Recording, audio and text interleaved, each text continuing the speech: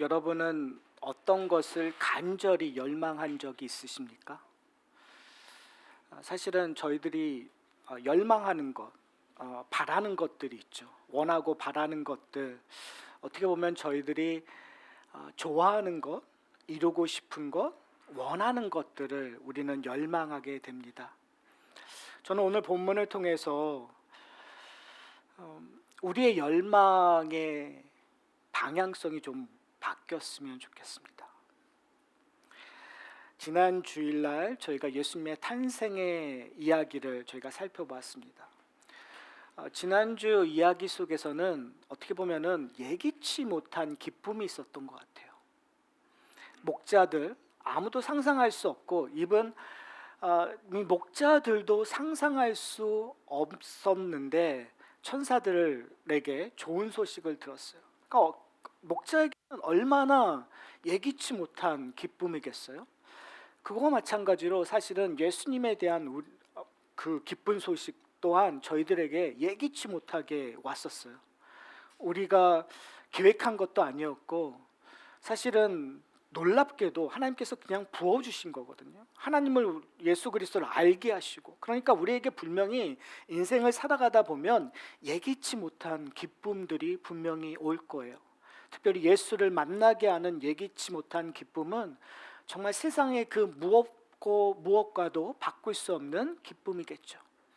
근데 저희가 지난주에 살펴봤던 그 본문 다음에 오늘 본문의 시작은 이렇게 얘기합니다. 할례할 8일이 되매. 이제 유대의 관습상, 전통상 8일째 되는 날 모든 남자들은 할례를 받아야 돼요. 근데 이 할례를 받을 때쯤 일어나는 이야기가 오늘 본문에 기록되어 있습니다.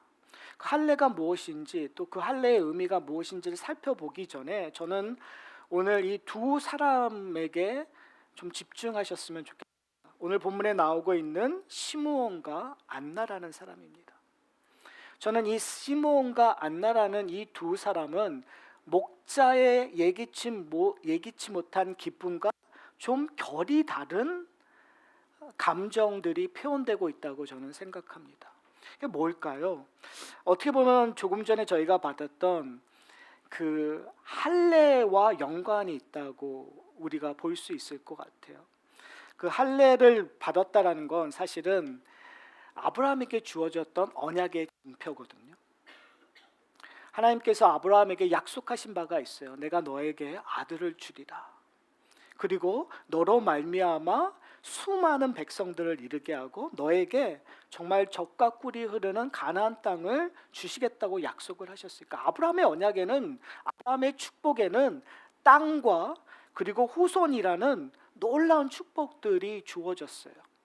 그런데 그 축복이 있는 다음에 분명히 하나님께서 이 언약식 같은, 계약식 같은 모습들이 창세기 15장에 기록되어 있어요. 저에게 성도분이라면 수도 없이 이야기를 들으셨을 거예요.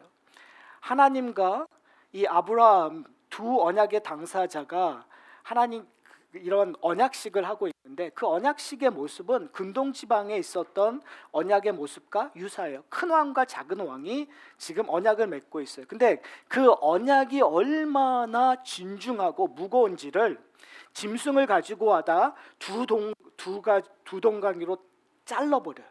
쪼개버리는 거예요. 그리고 그 작은 왕이, 즉 지금 하나님과 아브라함의 언약이라고 한다면 아브라함이 사실은 그 쪼개진 고기 사이로 지나면서 내가 이 언약을 지키겠습니다라고 외쳐야 돼요. 그런데 오히려 하나님을 상징하고 있는 횃불이 그 쪼갠 고기 사이로 지나가는 것을 저희가 살펴볼 수 있어요. 그래서 이 아브라함의 언약을 은혜 언약이라고 합니다. 근데 재밌는 것은 뭐냐면 이 아브라함의 언약 다음에 어떤 일이 나오냐면 이 할례를 행하는 일이 나와요. 그러면 왜 하나님께서 할례를 하느냐? 그 할례를 행하는 이유는 사실은 아브라함이 하나님의 말씀을 신뢰하지 않고 여종 하갈과 동침하여 이스마엘을 낳았던 그 사건 다음에 할례가 일어나는 거예요. 다른 말로 하면은 사실 언약을 어겼으면 아브라함은 죽어야 됐어요. 그런데 아브라함을 죽이지 않고 아브라함의 성기의 표피를 자르는 할례를 행함으로 말미암아 하나님께서 신실하게 언약을 지키시고 그리고 그것이 은혜 언약임을 우리에게 보여주셨던 것이 할례거든요.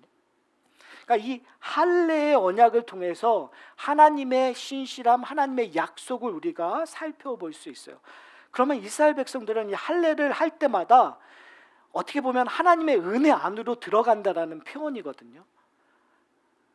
얼마나 축복된 거예요. 얼마나 기쁨이 넘치는 거예요. 그런데 그거와 달리 이스라엘의 근본적인 문제점이 있었어요. 구약과 신약의 이 사이를 400년 암흑시대라고 얘기하고 있거든요. 그러니까 하나님께서 침묵하셨다라고 우리는 이야기하고 있어요. 그게 무슨 말이냐면 예수님의 탄생은 어떤 의미에서 기쁜 소식이죠. 그렇죠? 우리가 너무너무 예기치만 했던 기쁜 소식이에요. 그런데 문제는 왜 예수님이 하필 2000년 전에 오셨냐라는 거예요. 그럼 왜 예수님께서 2000년 전에 오셨을까요? 왜 헤롯이 다스리는 그 시대에 왔을까요? 성경으로 우리가 이해할 수 있는 유일한 방법은 그때가 하나님의 계획에 맞는 때이기 때문에 그래요. 다른 말로 얘기하면 하나님의 은혜가 베풀어질 수밖에 없는 가장 정확한 시기였다는 거죠. 근데 그걸 다른 표현으로 얘기한다면 인간이 아무리 노력하고 노력해도 하나님의 언약을 순종할 수 없는 거예요. 하나님의 언약을 지킬 수 없는 상황까지 되어버렸다는 거예요. 저는 여기에 여러분 집중하셨으면 좋겠어요. 그게 무슨 말이냐면 오늘 본문에 나오는 시몬을 이렇게 표현하고 있어요. 29절에 보면 이렇게 얘기해요. 26절에 보면 이렇게 얘기해요. 25절에 보면은 시몬이 어떤 사람인지에 대해서 성경이 우리에게 얘기해 주고 있어요. 그는 의롭고 경건하고 이스라엘의 위로를 기다리는 사람이라고 얘기를 해요. 그러니까 하나님 앞에 신실한 사람이죠. 그런데 성령이 임하셔서 그에게 약속하신 것이 있어요. 그것이 26절에 이렇게 기록되어 있어요. 그가 주의 그리스도를 보기 전에는 죽지 아니하리라. 시몬은요, 어떻게 보면 가장 큰 축복을 받은 것처럼 성경은 기록하고 있어요. 의로운 자인데, 그리고 그런데 경건한 자인데, 그는 뭘 기다리는 자였다고요? 이스라엘의 위로를 기다리는 자. 정말 이스라엘의 위로가 뭘까요, 여러분? 자, 이거를 우리에게 좀 적용했으면 좋겠어요. 여러분에게 위로되는 것이 무엇일까요? 여러분의 인생 속에서 여러분에게 위로되는 것 돈일까요? 여러분에게 위로되는 게 건강일까요? 여러분의 위로되는 것이 가정의 행복일까요? 예, 세상은 그렇다고 얘기해요. 세상은 돈으로 위로를 받고 그리고 성공으로 위로를 받고 가족의 행복으로 위로를 받아요. 그러나 지금 여기서 이스라엘의 위로를 기다린다는 의미는 결국은 메시아의 오심이에요. 하나님 나라의 임함이에요. 왜 그럴까요? 지금 이스라엘은 어떤 상황에 있었냐? 제가 조금 전에 말씀드렸던 것처럼 400년 동안 암흑 시기에 있었고 심지어 로마의 압제 가운데 있었어요. 그렇다면 신실한 하나님의 백성들이라면 지금 뭐 해야 될까요? 하나님 앞에서 애통해야 되는 거예요. 요한계시록의 표현으로 보면 남은 자로서 언제까지입니까? 라고 외치고 있는 자와 동일하다는 거죠. 사랑하는 성도 여러분, 저희는 종말을 살아가는 사람들이에요. 요한계시록에서 얘기하고 있는 남은 자가 바로 우리예요. 과연 여러분은 뭐에 애통해하고 뭐를 갈망하고 계십니까? 여러분은 세상 사람들과 여러분이 다른 점이 무엇입니까? 만약에 우리가 부를 열망하고 우리가 건강을 열망하고 우리가 행복을 그것들만 열망하고 있다면 세상 사람들과 별반 다를 게 없는 거예요. 우리가 열망해야 되는 건 하나님의 나라를 열망해야 되는 거예요. 우리가 바라봐야 될 거는 애통하면서 하나님 앞에 기도해야 되는 것은 예수님 어서 오시옵소서. 하나님 나라가 이 땅에 속히 임할 것을 우리는 간구해야 되는 거죠. 어떻게 보면 그 모습이 오늘 본문에서 기록되고 있는 안나의 모습 속에서 기록되어 있어요. 36절에 보면 이렇게 얘기해요. 안나라는 선지자가 있다고 얘기해요. 그런데 그 안나라는 선지자를 표현하고 있는 내용을 보시면 이렇게 얘기해요. 나이가 많았더라. 그러니까 나이가 많았다라는 그 의미가 지혜롭고 어떤 의미에서 인생의 풍부한 경험을 가졌다라는 의미도 있겠지만, 어떻게 보면 하나님을 볼 날이 이제 가까웠다라는 표현도 되겠죠. 그러면서 그녀를 표현하는 것들 이렇게 얘기해요. 그가 결혼한 후에 7회 동안 남편과 살다가 과부가 되고 84세가 되었다라는 표현을 써요. 그러니까 뭘 얘기하고자 하냐면, 이 안나를 표현했었을 때 그 인생에서 하나님 앞에 아랠 것이 정말 많은 것처럼 표현하고 있단 말이에요.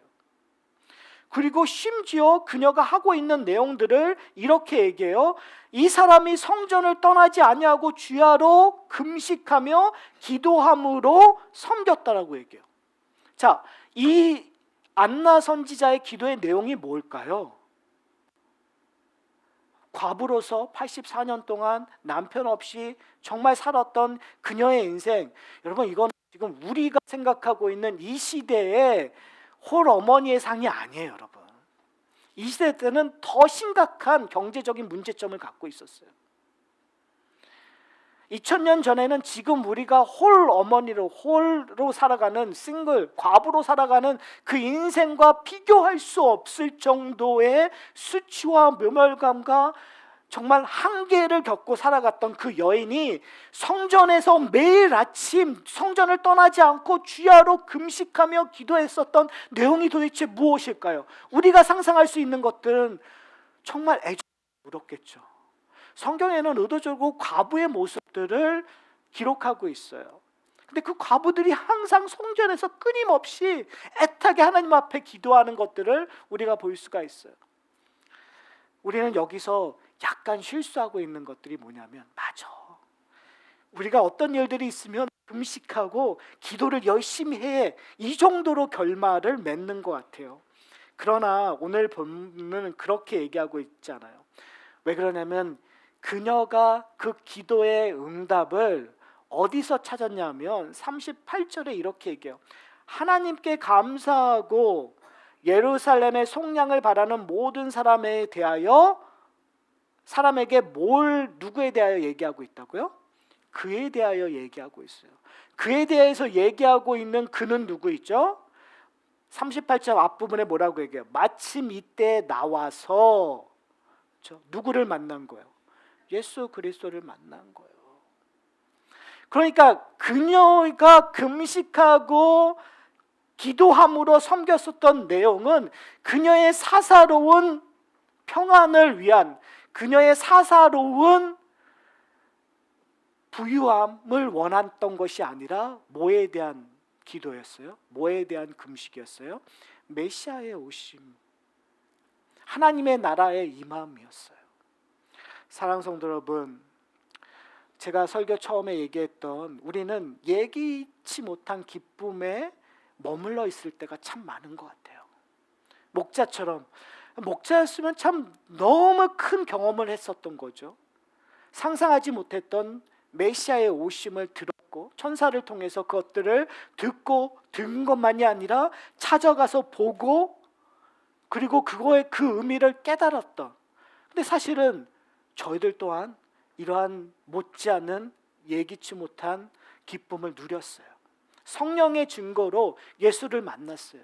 성경의 증거로 예수를 인격적으로 만남을 통해서 그 풍요로움을 경험했어요. 그렇다면, 그것을 경험한 사람들이라면, 저는 오늘 본문에 기록되었던 이러한 기도와 이러한 갈망과 이러한 그 얼전시가 있어야 된다고 저는 생각해요. 뭐에 대한? 메시아가 다시 오심. 사랑하는 성도 여러분, 여러분은 메시아가 다시 오시는 것들을 기다리고 계십니까?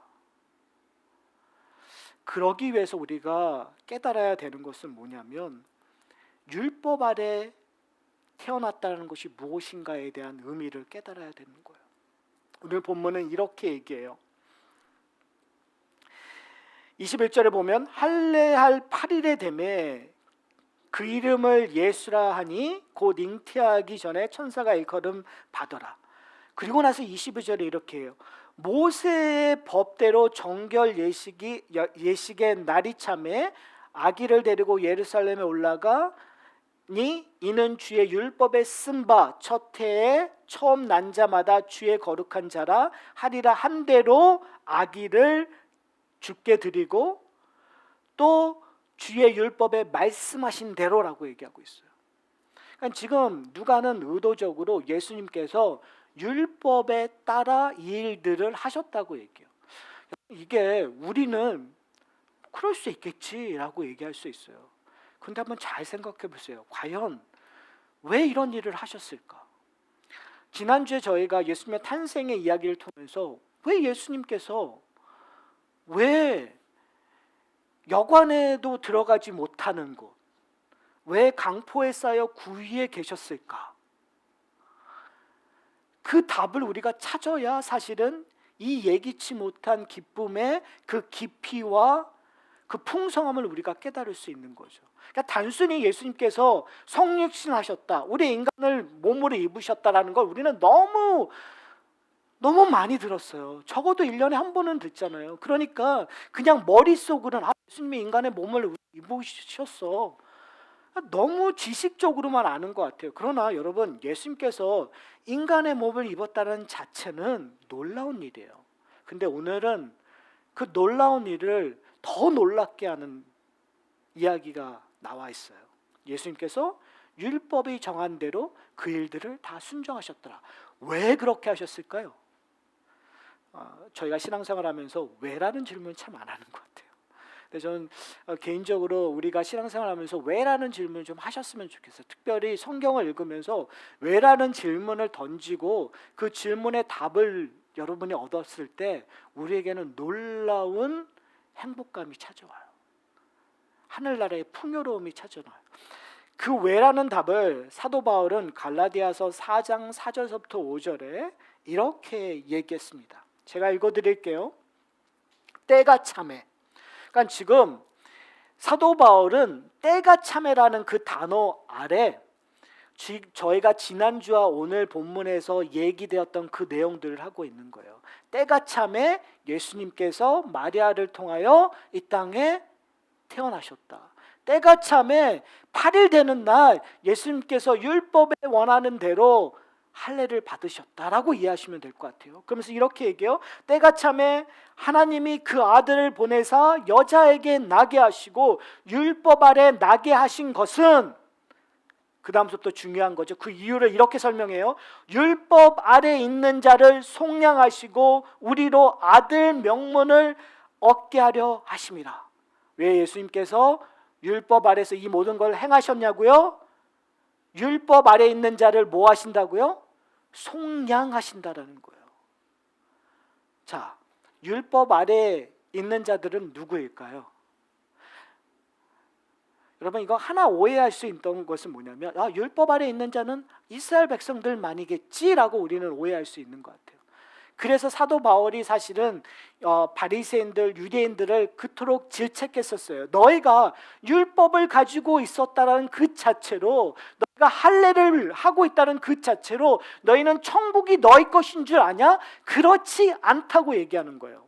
그러니까 율법 아래 있다라는 것은 궁극적으로 뭘 얘기하고자 하냐면 율법이 너희에게 주는 유익이 무엇인지 알 때 이것이 가능한다는 거예요. 여러분, 율법이 주는 유익이 뭘까요? 여러분, 십계명이 여러분에게 주는 유익이 뭘까요? 자, 유익이라고 하면, 정답으로 얘기하면 율법을 통해서 하나님 나라에 갈 수 있어요, 없어요? 율법을 잘 지키면, 율법을 완벽하게 지키면 하나님 나라에 갈 수 있어요, 없어요? 점점 어려워지시나요, 질문이? 자, 분명히 하나님께서 너희가 이것을, 신명기 28장에 얘기하면 너희가 이것을 지키면 너희는 뭐 한다고요? 복을 받는다고 얘기했어요. 그러니까 사실은 모세에게 준 언약을 행위 언약이라고 얘기한다면 모세의 율법을 지키면 복을 받고 하나님의 나라에 갈 수 있어요. 근데 문제는 뭐냐면 그 법을 지킬 수 있나요, 없나요? 없어요. 그러니까 결국은 모세 율법이 우리에게 주는 유익은 내가 하나님의 언약을 지킬 수 없다라는 결론을 나오게끔 하는 거예요. 그러니까 결국은 오늘 본문에서 얘기하고 있는 율법 아래에 있다라는 건 궁극적으로 왜 시므온과 안나가 그렇게 기도하고 왜 그렇게 메시아를 열망했었던 그 이유가 뭐냐면 인간 스스로 구원을 얻을 수 있는 힘이 없기 때문에 그런 거예요. 의로운 그 시므온이, 경건했던 그 시므온이 왜 메시아를 기다렸겠어요? 여러분, 오해하는 것 같아요. 우리가 내가 의롭고 내가 하나님 앞에 잘 나가면 나는 더 이상 하나님의 도움이 필요 없다고 생각하는 것 같아요. 우린 그렇게 신앙생활을 하는 것 같아요. 그러나 그렇지 않아요. 하나님의 법을 알면 알수록 우리는 점점 나는 죄인입니다라고 고백하는 거예요. 저는 청교도의 신학을 그렇게 좋아하는 사람은 아니에요, 개인적으로. 그러나 청교도의 신앙 중에 제가 되게 도전받는 것, 제가 수도 없이 여러분들에게 얘기한 거지만 그들은 죄의 문제에 있어서 되게 센시티브했어요. 무슨 말이냐면 우리는 별거 아니라고 생각하는 사소한 거짓말, 우리가 별거 아니라고 얘기하는 다른 사람에 대한 뒷담화, 우리가 별거 아니라고 생각하는 사회적 부도덕을 이 청교도 사람들은 심각하게 여겼다는 거예요. 왜요? 하나님의 거룩함을 알아가면 알아갈수록 더 무섭게 나를 질책하고 나를 판단하기 시작하니까요. 근데 소위 말해서 행위에 근거하여 율법의 잣대, 율법의 시스템은 결국은 못 이루니까 어떻게 해요? 나는 신명기 28장의 대로 너희가 이걸 지키지 않으면 뭐가 주어진다고 얘기하죠? 들어가도 저주를 받고 나가도 저주를 받고, 그러니까 모든 게 다 저주받을 수밖에 없는 인생이라는 거예요. 그러니까 내가 율법을 지키지 못하는 그것들이 오히려 내 삶의 기쁨이 되지 않고 절망이 되고 하나님을 떠나게끔 돼버리는 상황이 돼버릴 수 있다는 거예요. 그러나 율법 아래서 온전한 은혜를 경험하는 자들은 오히려 그 죄가 어떻게 해요? 하나님으로 가는 축복의 통로가 돼버린다는 거예요. 그래서 사도 바울이 그렇게 얘기하잖아요. 은혜가 많은 것, 죄가 많은 것에 모두 많다고요? 은혜가 많다는 거예요. 오늘 본문에서 얘기하고 있는 그 율법 아래에 있다라는 그 의미가, 왜 예수님께서 율법 아래 태어나셨냐? 뭘 하기 위하여서요? 율법 아래 있는 자. 누가 율법 아래 있는 자예요? 우리요. 죄 아래 태어났기 때문에 어떻게 보면은 하나님의 율법 아래서 대로 하면은 우리는 뭘 받을 수밖에 없어요? 하나님이 심판과 저주를 받을 수밖에 없는 그런 자예요. 그런데 그 죄를 뭐 하시기 위하여? 속량하시기 위하여 예수님께서 율법 아래 태어났다. 이것보다 큰 은혜가 어디 있어요? 그리고 심지어 한 발자국 더 나가요. 사도 바울은 너희가 죄만 속량받는 것이 아니라 너에게 무엇을 주기 위하여? 아들됨의 명분을 주기 위하여 예수님께서 율법 아래 태어났다는 거예요. 사랑하는 성도 여러분, 저는 예수님께서 할례 받으셨다는 그게 너무너무 감사해요. 예수님께서 율법대로 이 땅에서 사셨다는 것이 너무너무 감사해요. 왜요? 사도 바울은 우리에게 너무나 중요한 원칙 하나를 가르쳐 줍니다. 그 원칙을 로마서 5장 17절에 이렇게 얘기해요. 이게 대표자의 원칙인데요. 로마서 5장 17절에 이렇게 얘기합니다. 한 사람의 범죄로 말미암아 사망이 그 한 사람을 통하여 왕노릇하였은즉 더욱 은혜와 의의 선물이 넘치게 받는 자들은 한 분 예수 그리스도를 통하여 생명 안에 왕노릇 하리로다. 자, 지금 사도 바울이 뭘 얘기하냐면 한 사람으로 말미암아, 즉 첫째 아담으로 말미암아 죄가 이 땅에 왔어요. 그리고 그 한 사람 덕분에 모든 죄 아래 태어난 모든 사람은 죄의 다스림 안에 살아갈 수밖에 없는 존재가 되는 거예요. 사망이 왕노릇하는 세상에 살아가는 수밖에 없는 존재라는 거예요. 그것이 결국 율법이 주는 절망감이란 말이에요.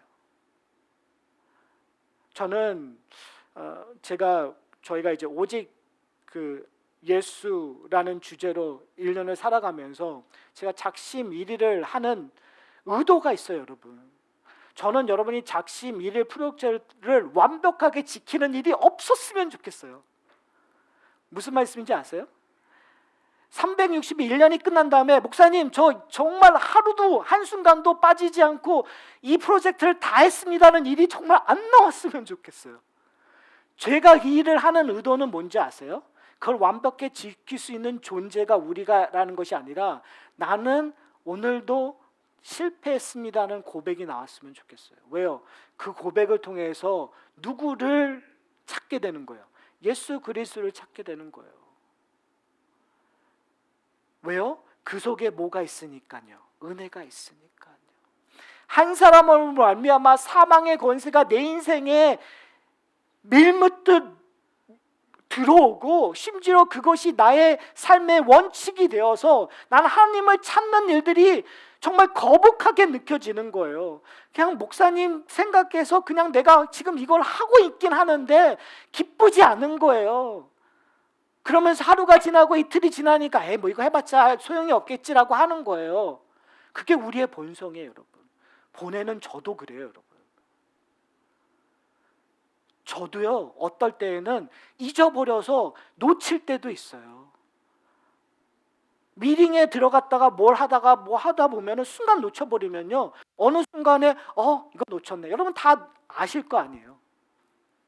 근데 중요한 것은 뭐냐면 그런 우리를 한 사람으로 말미암아 율법 아래 태어나셔서 율법을 온전히 완성시키신 예수 그리스도로 말미암아 이제 우리는 생명 안에 왕노릇하는 예수 그리스도 안에 있는 사람들이 돼버리는 거예요.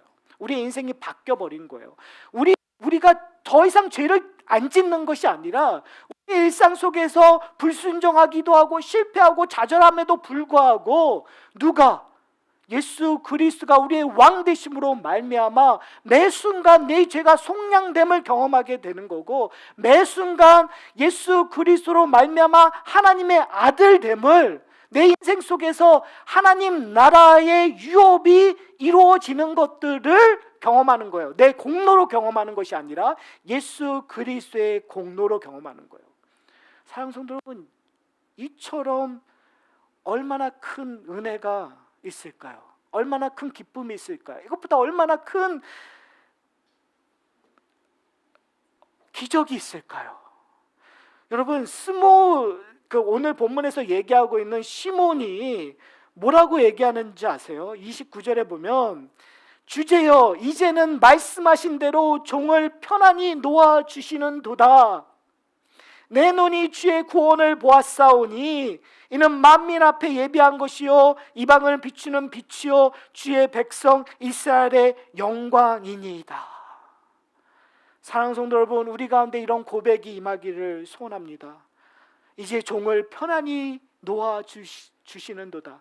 이제 내가 이걸 다른 말로 얘기하면 이제 내가 죽어도 그렇죠. 그 말이에요, 여러분. 내가 이제 죽어도 됩니다. 무슨 말씀인지 아세요? 이걸 다른 편으로 하면 이제 내가 천국에 사는 존재입니다라는 얘기예요. 육신의 몸이 죽고 안 죽고의 문제가 아니라 이제는 내가 지금 영원히 사는 그 삶의 시작이 되었습니다. 그러니 내 인생 속에서 내가 가장 중요하게 여기는 것은 뭐예요? 하나님을 찬양하는 일입니다. 하나님의 영광을 보았습니다. 이것이 우리 안에 우리의 삶 속에서 좀 고백되었으면 좋겠어요, 여러분. 여러분 알아요. 여러분의 인생이 그렇게 만만하지 않는 거. 내가 매번 실패하고 좌절하고, 그런데 성령께서 늘 우리에게 도전하고 깨워주시는 것이 뭔지 아세요? 그만 좌절하고 그만 절망하고 이제는 하나님께서 보여주신 그 영광으로 기뻐하라. 제가 자주 하는 얘기가 있잖아요. 우리는 뻔뻔해져야 된다. 저는 그리스도인이 양심적이지 않았으면 좋겠어요. 이거 오해하지 마세요. 그러니까 우리가 생각하는 세상에서 얘기하는 그 양심이 아니라, 저는 은혜를 아는 사람들은 세상의 양심대로 움직이는 것이 아니에요. 어떻게 잘 생각해 보세요. 양심적이면 내가 죄를 지었어요. 하나님이 기뻐하시는 얘기를 안 했어요. 그럼 어떻게 해야 돼요? 절망 속에 있어야 돼요. 죄책감 속에 살아야 돼요. 근데 성경은 뭐냐면, 거기서 성령께서 우리에게 요구하는 거 뭐냐면, 거기서 빨리 나와라. 그게 은혜라고 얘기하는 거예요. 너의 양심은 자꾸 죄책감으로 붙잡고 늘어져서 너 이런, 내가 왜 이랬지 하면 그게 해결이 되나요, 여러분? 여러분 40평생, 50평생, 60평생, 70평생, 80평생 여러분 인생을 살아오면서 그 죄가 해결이 되신 적이 있으세요? 죄송하지만 똑같은 죄예요. 성격도 똑같은 문제예요. 여러분, 우리가 놓치고 있는 건 뭐냐면요, 하나님께서는 그걸 갖고 우리를 판단하고 있는 것이 아니라, 이제 거기서 나와 내가 너를 아들 되게 하고 하나님의 아들 되게 한 그 기쁨을 누리라는 거예요. 만약에 여러분이 그 기쁨을 본인이 누리잖아요. 내 연약함을 내가 잊어버리고 하나님의 기쁨을 누리잖아요. 그러면 무슨 베네핏이 있는지 아세요? 다른 사람을 용납할 수 있는, 다른 사람을 하나님의 얼굴로 볼 수 있는 기쁨이 나와요. 그러면 여러분의 가정의 문제가 해결돼요. 근데 저는 아직도 그걸 스트러글하고 있어요. 무슨 말씀인지 아세요? 우리는 평생 그 스트러글 하는 거예요. 하나님의 은혜를 깨달으는 그 순간 감사하게도 천국을 경험하게 돼요. 그때 저희 안에는 천사의 모습이에요. 제가 하나님의 그 놀라운 죄사함의 경험을 하면 여러분이 천사처럼 보이는 거예요. 무슨 말씀인지 아세요? 여러분이 천사가 아니라, 여러분이 괜찮은 사람이 아니라, 여러분 똑같아요. 죄송하지만 저도 여러분이 볼 때 똑같아요. 10년 전이나 지금이나. 근데 뭐가 틀려지는지 아세요? 내가 은혜를 경험하는 순간 내가 용납이 되는 거예요. 내 아내가 용납이 되는 거예요. 내 자식이 용납이 되는 거예요. 내 부모가 용납이 되는 거예요. 성도가 용납이 되는 거예요. 왜요? 오늘 시몬이 고백했던 것처럼 내가 이제 죽어도 여한이 없습니다. 왜요?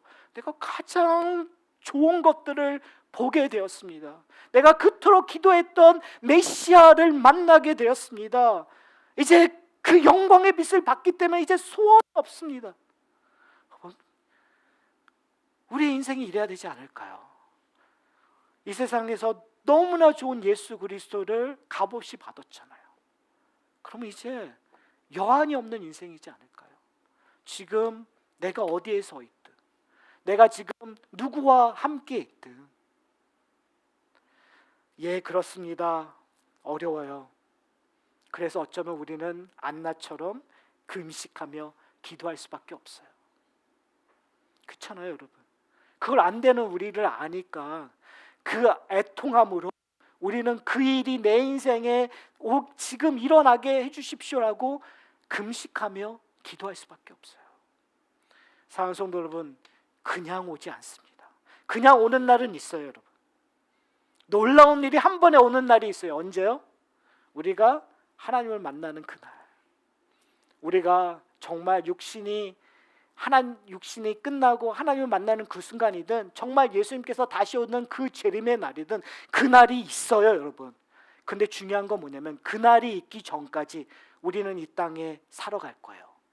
근데 하나님의 축복은 뭔지 아세요? 이 땅에서도 그것을 경험할 수 있다. 그럼 우리가 어떻게 해야 돼요? 그걸 달라고 땡깡을 부르셔야죠, 여러분. 근데 우리는 안 부려요. 땡깡을 부리지 않잖아요. 왜요? 여기가 좋아서 그러세요? 이 땅에서 가지신 게 많아서 그러세요? 이 땅에 여러분 이미 행복해서 그러세요? 저는 이 땅에서 아무리 행복해도 안 행복해지던데요. 저는 제 자식이 아무리 잘해도 항상 뭔가를 더 원하던데요. 저만 그러나요? 제 아내가 정말 절 잘해주는데도 저는 아내에게 더 많은 걸 요구하고 있더라고요. 그것이 이 땅의 우리의 모습이에요. 그러니까 우리가 해야 될 건 뭐냐면 지금 하늘의 것들로 만족하게 해주십시오라고 금식하며 기도하는 일들, 하나님 앞에 땡깡을 좀 부리는 저와 여러분이 되시기를 소원합니다.